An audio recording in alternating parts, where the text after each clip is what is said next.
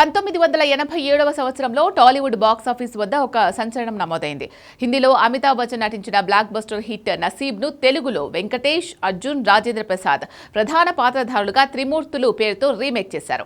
ప్రముఖ నిర్మాత టి. సుబ్బరామిరెడ్డి ఎక్కడా కాంప్రమైజ్ కాకుండా భారీ వ్యయంతో ఈ సినిమాని నిర్మించారు. బాలీవుడ్ మ్యాజిక్ ను టాలీవుడ్ లో రిపీట్ చేయాలి అనే సంకల్పంతో రూపొందిన ఈ సినిమా అప్పట్లో ఇండస్ట్రీ హాట్ టాపిక్ గా నిలిచింది. ముఖ్యంగా ఈ చిత్రంలోని ఒక పాట టాలీవుడ్ చరిత్రలోనే ఒక మైలురాయిగా నిలిచిపోయింది. హిందీ నసీబ్ చిత్రంలోని జాన్ జానీ జనార్దన్ పాటలో బాలీవుడ్ టాప్ స్టార్స్ అందరూ మెరిసి ప్రేక్షకులను అలరించారు.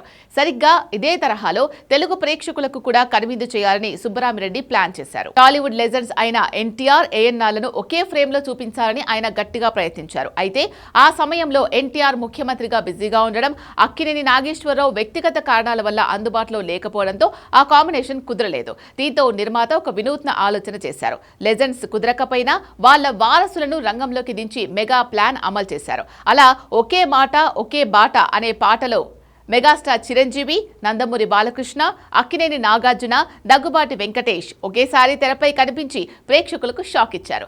నేటి కాలంలో ఇలాంటి క్రేజీ మల్టీ స్టారర్ ఊహించడం కష్టం. కానీ ఆ రోజుల్లోనే ఈ నలుగురు యంగ్ స్టార్స్ ఒకే పాటలో సందడి చేయడం ఒక అద్భుతమనే చెప్పాలి. తెలుగు సినిమా చరిత్రలో ఈ నలుగురు అగ్ర హీరోలు కలిసి కనిపించిన ఏకైక చిత్రంగా త్రిమూర్తులు రికార్డు సృష్టించింది. సినిమా విడుదల కావడానికి ముందే ఈ నలుగురు హీరోలు కలిసి ఉన్న అరుదైన ఫోటోను ప్రెస్ కి విడుదల చేశారు. ఈ ఒక్క ఫోటో అప్పట్లో టాలీవుడ్ లో వైరల్ అయి సినిమాపై అంచనాలను ఆకాశానికి తీసుకెళ్లింది. అభిమానుల్లో నెలకొన్న ఈ విపరీతమైన క్యూరియాసిటీ వల్ల సినిమాకు భారీ ఓపెనింగ్స్ లభించాయి. థియేటర్స్ వద్ద జనం పోటెత్తారు. కేవలం ఆ ఒక్క పాట కోసమే రిపీటెడ్ ఆడియన్స్ వచ్చారంటే అతిశయోక్తి కాదు. పబ్లిసిటీ పరంగా సుబ్బరామిరెడ్డి చేసిన ఈ ప్రయోగం సూపర్ హిట్ అయింది. అయితే ఇంతటి భారీ తారాగణం క్రేజ్ ఉన్నప్పటికీ త్రిమూర్తులు చిత్రం బాక్సాఫీస్ వద్ద ఆశించిన స్థాయిలో విజయం సాధించలేకపోయింది. ఓపెనింగ్స్ అదిరిపోయినా కథనంలో వేగం తగ్గడం వల్ల ఫైనల్ గా ఈ సినిమా యావరేజ్ మార్క్ తో సరిపెట్టుకుంది.